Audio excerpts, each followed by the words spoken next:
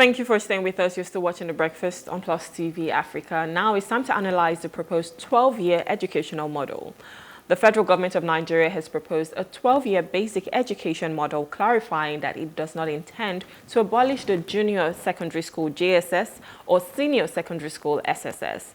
The Ministry of Education issued a statement refuting misleading reports, emphasizing that the current 633 structure would be retained.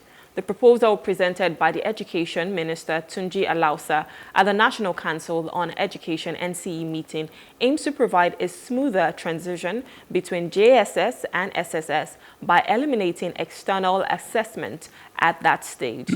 The ministry clarified that this proposal is still under discussion and consultation, with further deliberations scheduled before a final decision is made.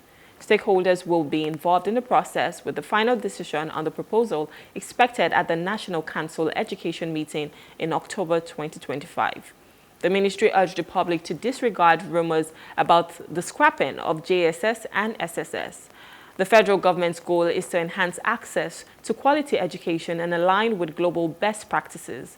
This proposal represents an effort to improve the education system, while ministry remains committed to ensuring that students have a seamless transition through the various stages of basic education. Joining us this morning to discuss this is Dr. Peter Ogudoro. He's an educational researcher. Good morning, sir. Thank you for joining us. Good morning. It's my pleasure to come on the show. Yeah. So how would you assess the impact of this proposed, 12-year basic education? Let's start with that.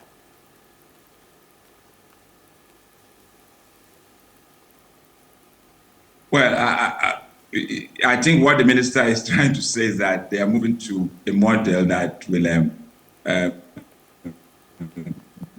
get the government to insist that every Nigerian child stays in the education system for a minimum of 12 years, rather than the current system where after the first 9 years, the child is at liberty to exit the education system, probably move on to other things. They want compulsory education, for a period of 12 years. That fundamentally is not a bad idea.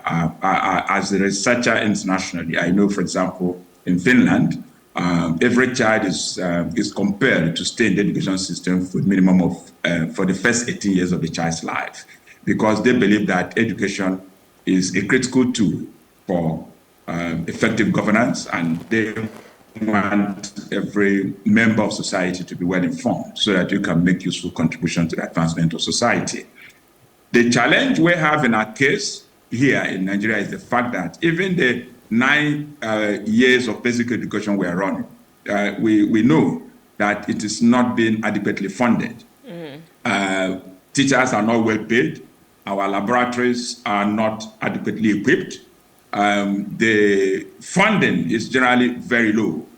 And so if you are not coping with 9 years of compulsory education, as a matter of fact, when you say 9 years of compulsory education, how many Nigerian children are actually in the public school system? A lot of Nigeria is about 50-50. About 50% of Nigerian children are studying in the private sector, meaning that the government is not even able to pick up the bill to take care of the first 9 years of a child's education in Nigeria. Now you want to take on additional burden of keeping them there for a minimum of 12 years. Who picks up the bill? You can't compel parents to keep their children in the school system if you are not going to pick up the bill, because Nigerians are poor. As we speak now, as of last week, I think it was World Bank or IMF that was confirming that our GDP per capita has declined to $835, whereas countries like United Arab Emirates and Norway have gone beyond $100,000, and you are struggling to get to $1,000 per capita. And you want to take on additional responsibility. Where do you want the parents to get the money to pay school fees, if they live in rural communities where they are not even able to feed? So it's a brilliant idea. Keep the child in the education system for a minimum of 12 years, but government must pick up the bill, because the idea here that education is a cost is anachronistic. The world has gone beyond, beyond that level. Education is an investment, it's not a cost, really. If you know what I mean, if you do my kind of job. We know it costs money, but that cost is not treated as cost, it's treated as an investment. But Nigerian policymakers keep looking at the money spent on education as a cost and not as an investment. And that's why, even when they have decided to encourage more people to go to university by way of giving them loan, it's still money they have to pay back.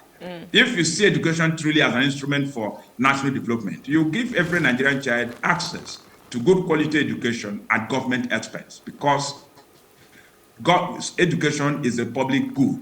It's not something that brings you the kind of gain Dangote will make from selling petroleum overnight.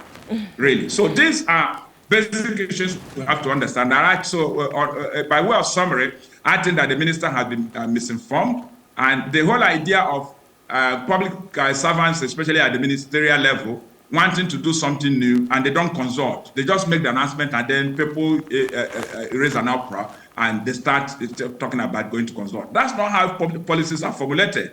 You formulate policy even when citizens don't know what's going on. You consult critical stakeholders, the teachers who run the classrooms. We don't talk to them. He just gathered commissioners of education from across the country. Go and do your research and look at the profile of the commissioners of education. I would be surprised if up to 10% of them studied education. They may be university graduates, but what makes you an educationist is not just the fact that you have a university degree. There's a discipline called education. Nigerians don't seem to understand this. If you go and take a PhD in geography, it doesn't make you an educationist, even if you're a professor of geography. There are people who have gone to school to study education. I studied education from first degree up to PhD. And there are several Nigerians who have taught similar paths, and many of us have been privileged to go to school in the best of schools around the world. I was at School of Education at University of Cambridge. Why don't they talk to us, even when we are willing to help with ideas for free? Why will a kidney care expert, who is now Minister of Education, come out and be making pronouncements on education when he has not spoken to the people who run the system? You just gather your commissioners and you talk to them. Your commissioners are people who study geography, political science, mechanical engineering, and who couldn't find job because Nigeria is not an industrialized place. Everybody jumps into politics. And you gather them in Abuja and you bring the press and you make an announcement and you say you want to jump to F4. We don't understand where that is coming from. Okay, so talking about the 12-year, of course, it used to be, in fact, in total it's 6-3-3-4, but you can exit, wherever in the threes that you decide to. But if they're saying that you have to be there for, the mandated 12 years, that's like the entire basic education. So what happens if a parent cannot pay the fees? Because a lot of times, even with the public schools, you still have to pay fees, you still have to buy books, you still have to buy uniforms. You're still going to part away with some money, to be honest. So if a parent do not have that money, especially when we're still talking about 70,000 naira minimum wage at the moment, what happens then?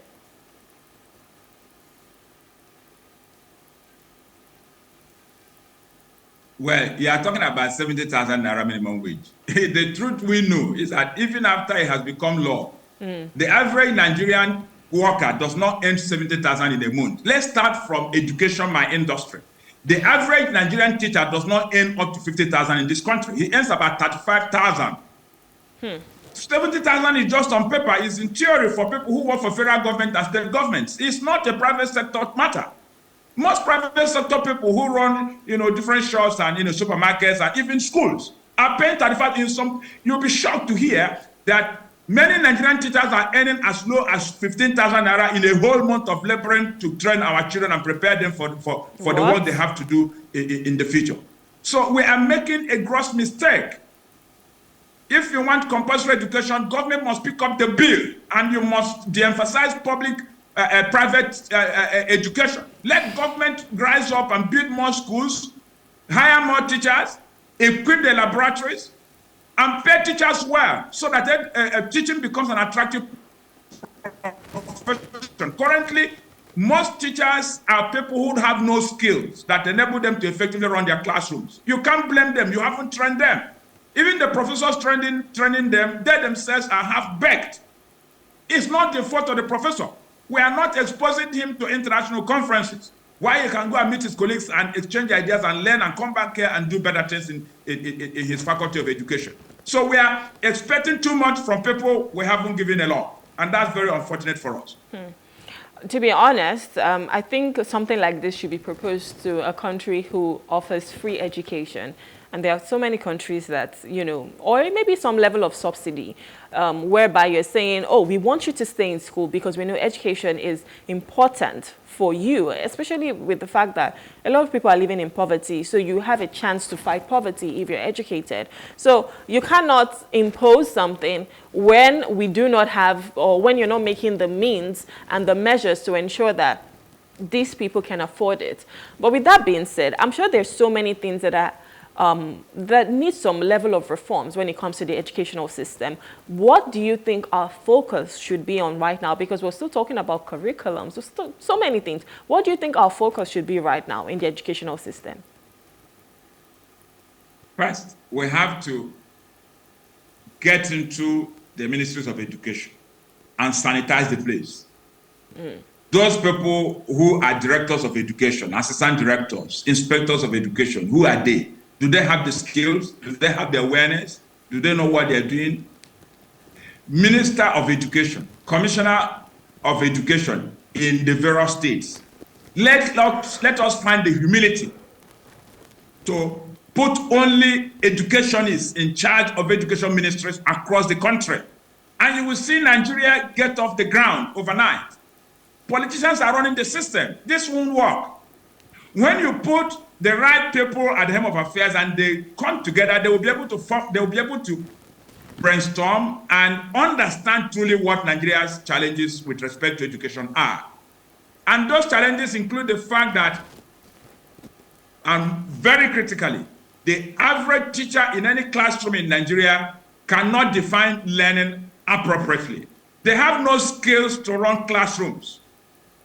The average Nigerian teacher still believes that students should be flogged, students should be slapped, students should be bullied into learning, rather than getting a system in place that makes classroom attractive enough to want the child to come and stay in it.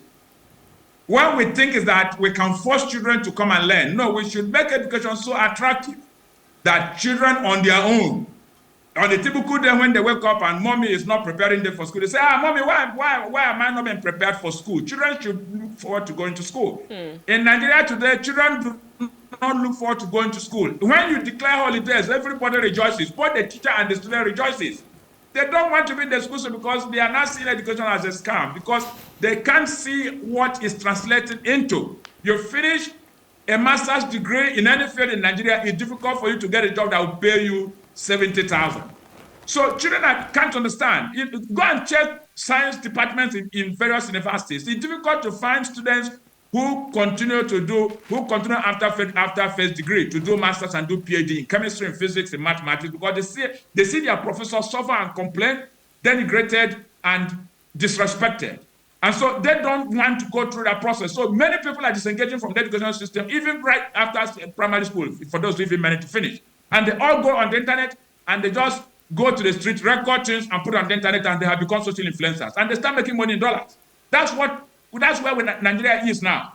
Why is that so? Because we have not run a system that is manned by teachers who are competent and working with the right tools that will make children find the classroom an interesting place to be in. And then at the time they finish, they are able to transit into industry and become useful to employers who pay them well for the effort they have spent staying in the school system. We haven't fixed that. We are not funding the system well. Governance is poor. It's close to zero. There's so much corruption in the system. The laboratories, there are not, you have no equipment in them. Okay?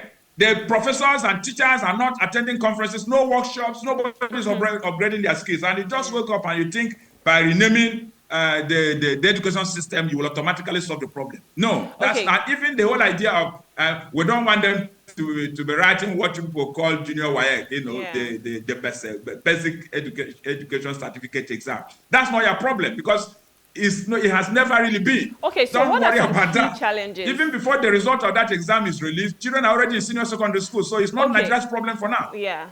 So what are some key challenges with this proposed structure, and how do you think it can be addressed? Because this is where we are now. They're saying they want to consult with stakeholders, of course, education, researchers like yourself. So how do you think this needs to be addressed right now? Now, let me discourage you from believing that that consultation will amount to anything. Who are the people they're going to consult? They will consult fellow politicians. Because when they gather people in Abuja, there will be allowances. They will give you money for your transportation, flight ticket, give you money for hotel. And so what do politicians do? Politicians will go and make a list of their brothers and sisters and girlfriends and put them and send them to the Ministry of Education to invite them because there's money to be shared. They are not going to talk to people like us. So don't be optimistic that I will be there. I won't. Nobody is going to invite me. Nobody is going to invite the average classroom teacher in a primary school. You need to talk to teachers in primary schools so that they will tell you what problems they are going through. Talk to teachers in secondary school. Talk to professors in university who are teaching these things. Stop talking to politicians. Politicians don't know anything about education. All right, sir. So what are the key challenges to this proposed structure, this proposed model that they're trying to put in place now, and how can it be addressed? That's if we're asking you, I don't have a problem Abuja. with your making. Yes, yeah. So I don't have a problem with our going for 12 years of compulsory education. In fact, I advocate it strongly. If you give me the resources, I will go to the street and make sure it happens. Really. But the truth of the matter is that if you go for 12 years of compulsory education, you won't be able to implement it. It will be unimplementable.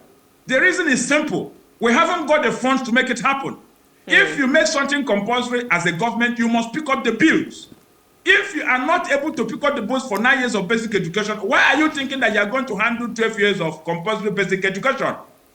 They are just trying to build their house from the roof and thinking upside down. It is not realistic thinking.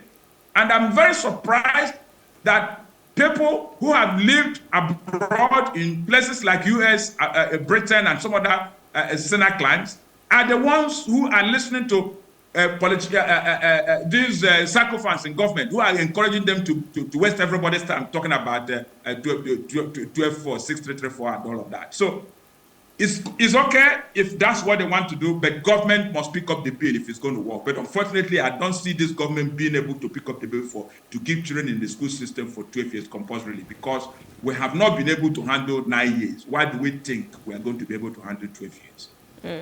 So from what you're saying, of course, it's about funding. And I know that education just takes about 6-point-something% of our budget. So if we are saying that we want to be able to do this, then we need to at least put more money in that. And I think in other countries, even the WHO, World Bank or whatever, I have always said that education should be about 20% of your budget. But in Nigeria, it is less than 10%. So if we want this to fly, if we want it to take flight, we definitely need to look at funding and ensure that we can pick up the bill, especially for people who are maybe low-income earners, people who just do not have enough money. And we want to make sure that these kids are in school because, of course, the Almajiri system is something from this. It stems from things like this, whereby they do not have the funds to be able to send their kids to school. But if the government was being able to pick up the bill, then why not? Everybody should be able to be educated.